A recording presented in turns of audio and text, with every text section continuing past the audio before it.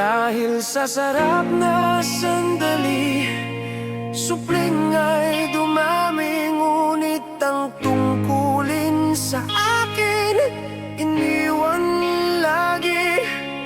Ako'y bumabangon sa lamig ng umaga, habang sila'y tulog dahil sa bisyo't aliw na wala namang halaga.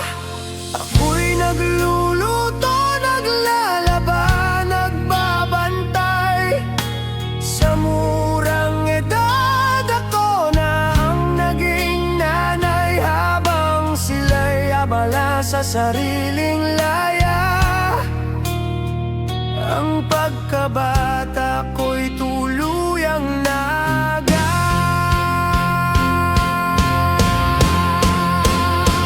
Batang ina, pasa ng bigat. Ang mundo ng magulang sa akin iniwan lahat. Mga pangarap ko'y nawaglit sa dilim, habang sila'y abala sa maling hangarin.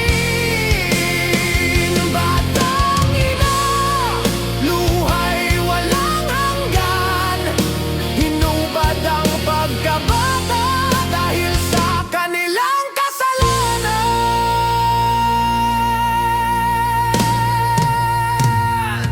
Kapatid kong umiiyak, ako ang nagpapatahan.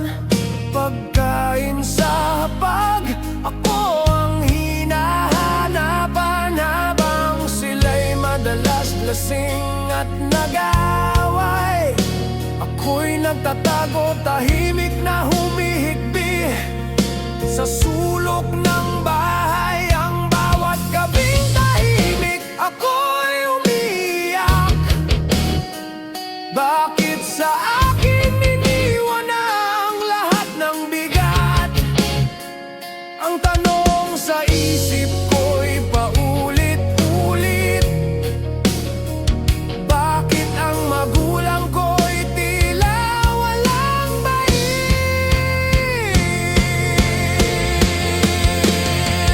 Batang ina, pasa ng bigat. Ang mundo ng magulang sa akin iniwan lahat.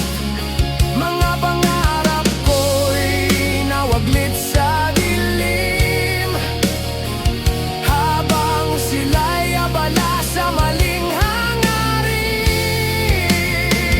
Batang ina, luhay walang hanggan. Hinubad ang pagkabata dahil sa kanilang kasalanan.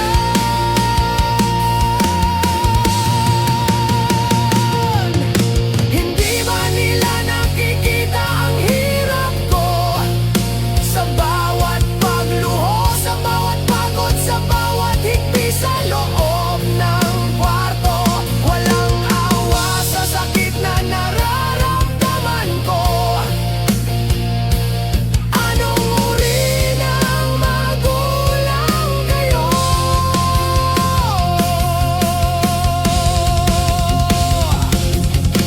Hindi ko man masabi, ako'y nagtatanong sa Diyos, bakit ba ako ang kailangang magdusa ngayon? Ang dapat kong laruan na palitan ng kaldero, ang dapat kong aralin na palitan ng obligasyon na mas mabigat pa sa sarili ko.